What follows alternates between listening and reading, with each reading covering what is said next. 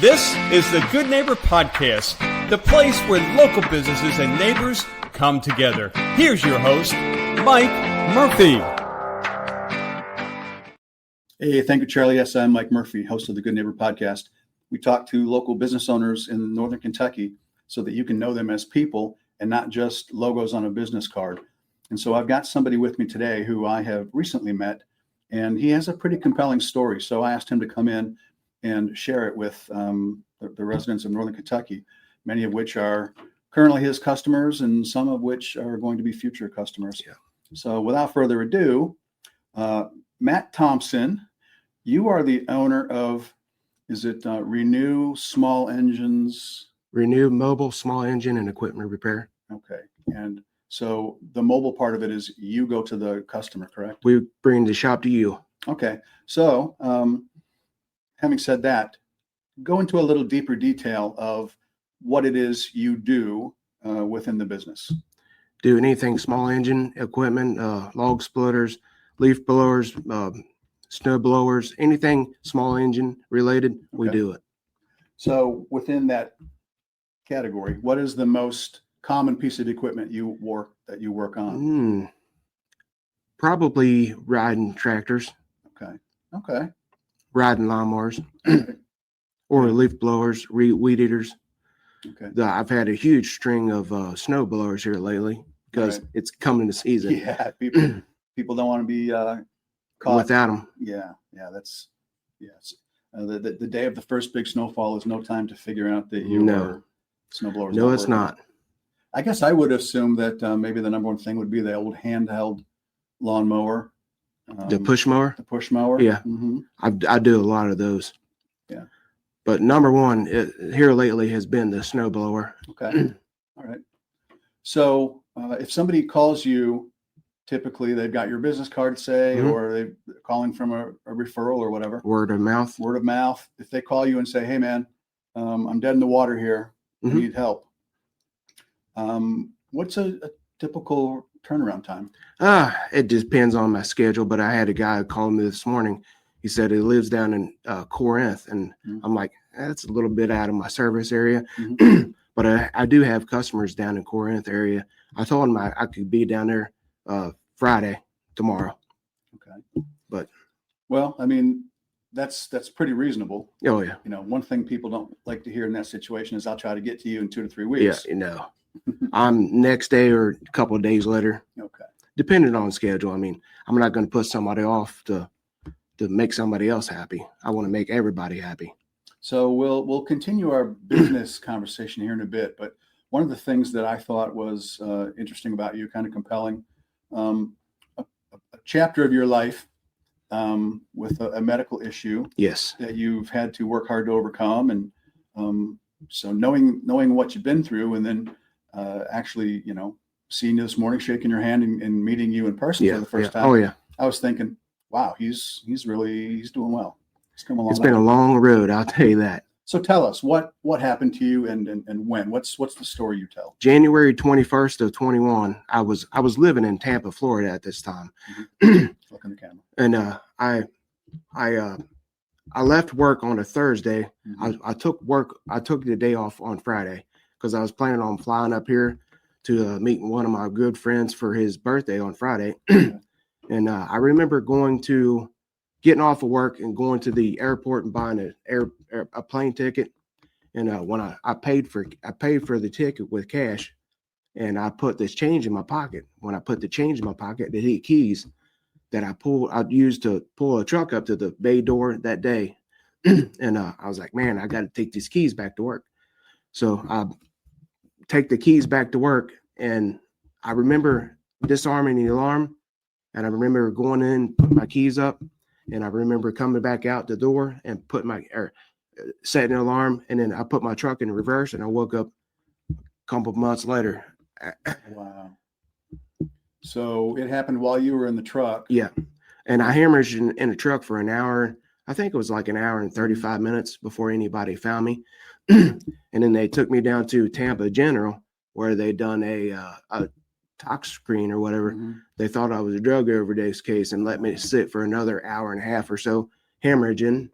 And then this miracle lady walked in through the ER there and said, he's not a drug overdose case. He needs a head CT stat. And that's when they found that I had aneurysm rupture In your brain. and they gave me a 3% chance of survival. And I do have 2 more active aneurysms in my head. Okay. How often do they check those? I scan every 6 months. Okay. All right. Well, I mean, I know you'll have a lot of people praying for you that, they don't rupture on you, but Yeah. do they, when they know something like that exists in you, can they do anything about it? I had the 2 in my head that are coiled. They put coils around them to keep them from expanding more. Yeah. Okay. But I do have the 1 clipped and 2 coiled. All right. So you're backing the truck out, and then out go the lights, and then I don't remember any of it. It was I don't 2 remember. months later, you said you woke up in the hospital. Yeah, that I remember. Okay. All right. So, even though that's your first memory, how long were you actually unconscious, or? I think they put me in a medical coma for like a month or 2. Okay. Just so I could heal. So when you came out of it and you were finally aware, I know an aneurysm like that can be very dangerous in terms of all the things it will disrupt within your body. Yeah. So what kind of condition were you in at that moment? I got some pretty nasty pictures that I couldn't walk. I couldn't talk. I was wheelchair bound. I was actually bed bound for forever. And I went to a place in Atlanta, Georgia called the Shepherd Center. All right. And I that's where I done all my rehab and therapy and things like that. That's like Disneyland. So I'll tell you, that's an amazing place. Okay. So where were you actually living when all this was happening? Were you in Tampa? I lived in oh goodness, it was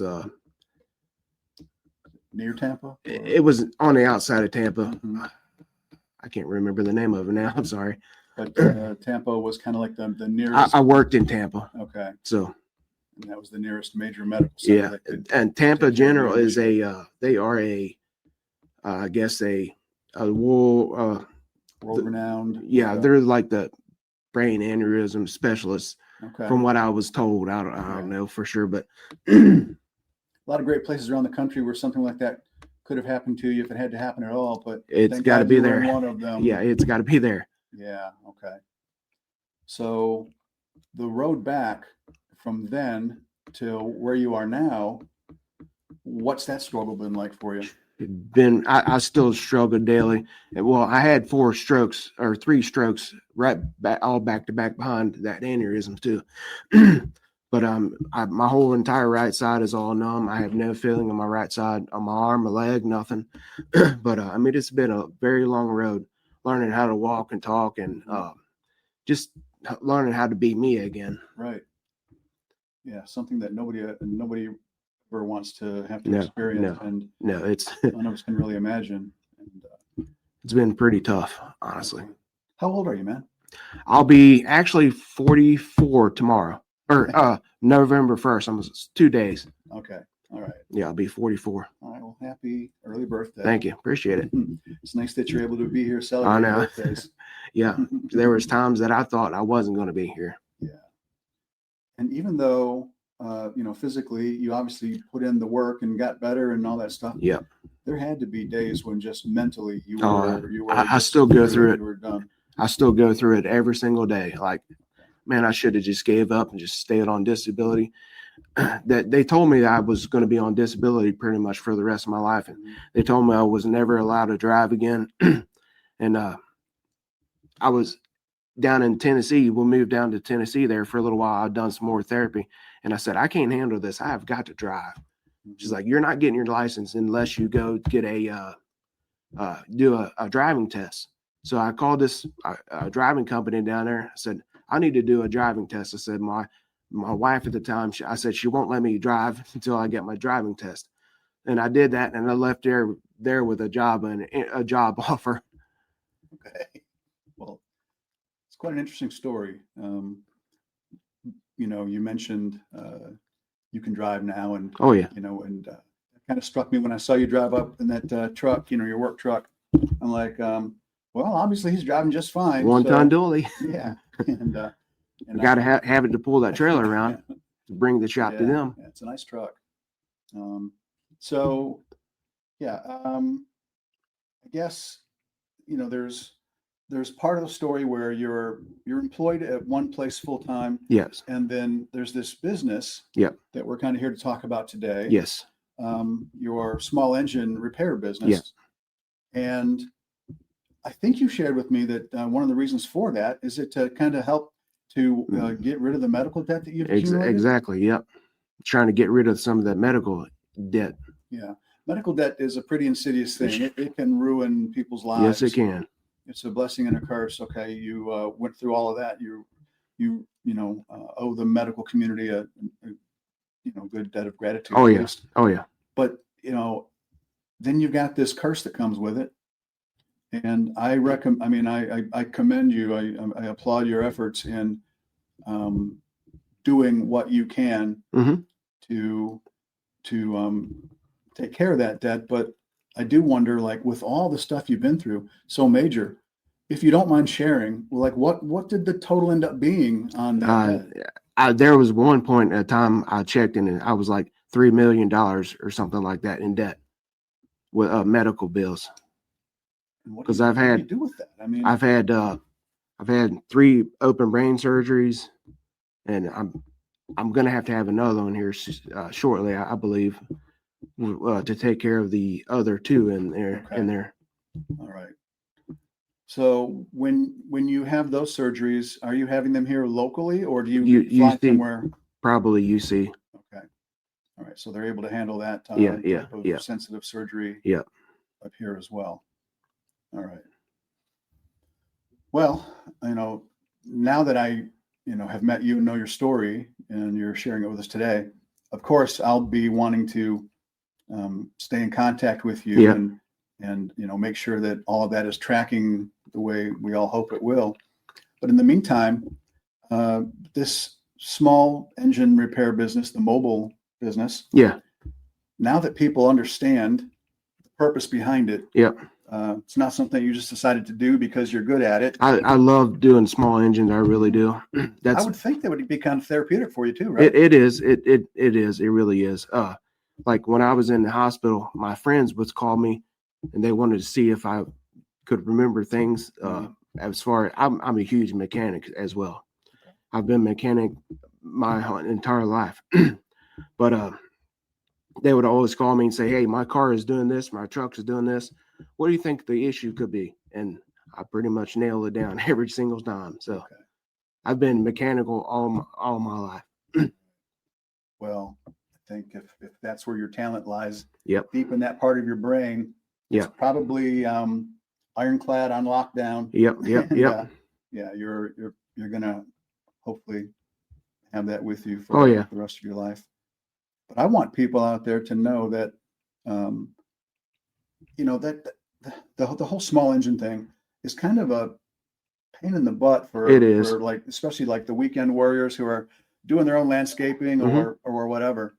And the first thing we do is we start putting around with it and checking filters and checking, do we have fuel and all that fuel, stuff. oil. There's a little bit of stuff that we can all kind of maybe figure out a little bit. But many times, and I know I've been this way in the past, I get to a point where I'm like at an impasse. I'm like, just throw it. It's like, either you kick it, cuss at it, whatever. But at the end of the day, you still come right back to, all right, I got to get this. You got to get it done. I mean, and I've never really known in those moments who to call, because we all have auto mechanics that we can call, or we pass by them all the time on the road.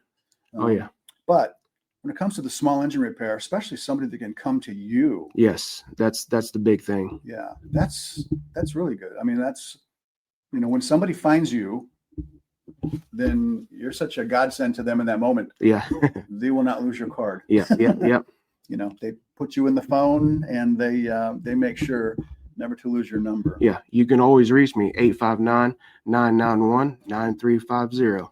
Okay, and again, it's Matt Thompson. Matt Thompson. renewed mobile, small engine and equipment repair. Perfect. Okay. So when now that people know kind of like the purpose behind that business, Yeah.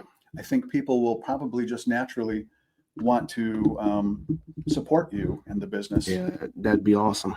Yeah. And I think, that's one of the reasons, not just hearing your story, Yeah. but thinking, all right, this guy needs just a forum to be able to talk to the community and say, Yeah. here's my story. Here's Yeah. why I'm doing this business. Oh, and yeah. I would love to serve you in Yes. whatever capacity. Yes. So again, There's nothing I haven't been able to figure out yet. So that's a good thing. all right. Have you ever arrived at somebody's place and the old classic, you're out of gas? Has that ever happened? That has happened many times. Or they have a low oil shutdown on them and they're low on oil. Throw a little bit of oil in. Normally I don't charge them to do that. I mean, that's just. Yeah. Okay. Well, although in those moments we might be embarrassed, you're the expert, not us. We're the ones calling for the help. We don't care how we get the help. Right. As long as when you're leaving, everything's up and running again. Exactly. So that's got to make you feel good. It does. Be a hero. There's a lot of gratitude that comes with it. A lot of happiness that somebody calls me, they can't get their stuff running. And I love helping people. I mean, that's just, I've been that way my entire life. Do you have any story where, one or two in particular that were kind of like your favorite calls you've ever gone out on, or anyone you've helped in a kind of a special way? Just a lot of out of fuel or out of oil calls. I mean, there's been quite a few out of oil calls that just show up and throw a cap full of oil in there and it fires right up. Okay, so yeah, a lot of people don't realize they have low oil shutdowns on these things, and if it's not touching that sensor, it will not start. Okay. So you're talking about oil in the crankcase itself, not like in a 2-cycle mixture. No, sort of thing. Just oil in the engine itself. Okay, all right. Well, I guess that makes sense, and it's good that there's that shutoff, so it keeps you from damaging things. Yes, there is. I know a lot of people that need that for their car because there's a lot of people out there who don't realize that you need to be changing your oil every so often, and all your fluids, and you got to check it too. Right. And the first time you check it can't be when your car's being towed away. Nope. All right. So, do you mind sharing where you're working full time? I work full time TLG Peterbilt, Northern Kentucky. Okay. We're actually getting ready to move next Friday. Okay. Over to by the airport, Earhart Court. All right. Yep. A lot of stuff going out there at the airport, man. Yes, there is. A lot of jobs out there, a lot of people, a lot of building. Okay.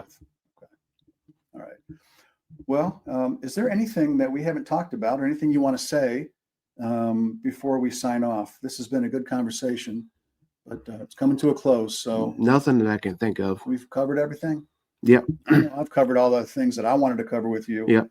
Your story in particular, because I think it's kind of miraculous, really. Yeah. To think about what happened to you, when it happened, and that you were left so long without being found. And then when they found you, they still left you. Still left me. They thought you were. Thought I was a drug overdose case. Yeah. No. And did that mean to them like you weren't worth it? I guess, but my wife at the time, she actually beat me to the hospital. Okay. And they said, "Man, what kind of drugs is your husband on?" She said, "He doesn't drink. He doesn't do any drugs at all. He doesn't do anything." And they said, "Well, we'll let the tox screen tell us the answer to that." So yeah. Well, it's a shame that that's the first thing that they think of. Yep. But I think that just speaks to how common that is and how often they see that. Oh yeah, I'm sure. And that was in Hillsborough County where they found me too. So I mean, that's a pretty rough area anyway. So okay. Well, all that aside, thank God you're still here with us. And you're rocking and rolling, and you're finding a way forward. Daily struggles. I mean, I just, like I said, my whole side is numb, and I just no feeling. But anyway, Yeah, it's just a daily struggle for me still. Okay. Well, you're going to have a lot of people who listen to this that are going to pray for you. I'll be one of them. So Good deal. I'm happy to know you, and I hope we get to stay in contact. And in the meantime, we want people to make note of, your contact information. Yep. If they need help with their small engine repair, you'll go to them. Absolutely. But one more time, I want you to say your number. It's 859-991-9350. Renew Mobile Small Engine and Equipment Repair. We do everything. Matt Thompson, thank you for visiting with us today. Thank you. And I'm looking forward to seeing the rest of your journey. A lot of other people are going to be curious about that too. So on occasion, I'll just sort of, post little updates and let people know how you're doing. That's perfect.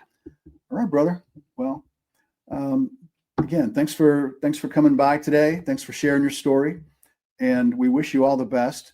We will all do our best to think of you when we need a small engine repair, and sooner or later, all of us do. So, having said that, that wraps up this latest episode of the Good Neighbor Podcast. Until we see each other again, everyone out there, please be good to your neighbor. So long. Bye, everybody. Thanks for listening to the Good Neighbor Podcast Union. To nominate your favorite local businesses to be featured on the show, go to gnpunion.com. That's gnpunion.com, or call us at 859-651-8330.